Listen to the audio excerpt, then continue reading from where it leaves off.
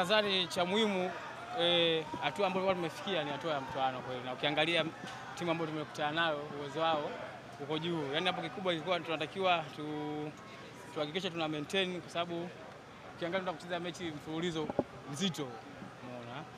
Kwa hiyo tulikuwa tunatakiwa kufanya katika mchezo wa leo ni kuhakikisha tunapata ushindi kwa kadri ambapo tunaweza. Yaani ilikuwa leo sio mechi ya kusema sijui una relax, kwa sababu una mechi ngumu mfululizo kama ulivyosema, lakini kikubwa ilikuwa ni kuhakikisha tunashinda, na ndio kitu ambacho tumekifanya katika mechi ya leo. Kwenda finali mara ya pili mfululizo msimu uliopita hapa Alex, kwamba mnatakiwa pia kwenda kutetea kombe lenu. Ukizingatia sisi ndo watetezi, kwa hiyo lazima tutetee, na namna ya kutetea ubingwa ni maana yake kuperform vizuri na kushinda mechi ambayo inakuja mbele yetu. Kwa hiyo sisi kama wachezaji tuko tayari, na nawapongeza wachezaji wenzangu, leo tumeweza kufanya kazi ambayo ilikuwa ni ngumu, tumemaliza salama na tupo katika hatua ya fainali. Kwa hiyo tunasubiri mechi itakao kuja, tutajipanga na kwa plani za mwalimu tutaona namna ya kufanya ili tuweze kupata ushindi na tuweze kutetea ubingwa wetu.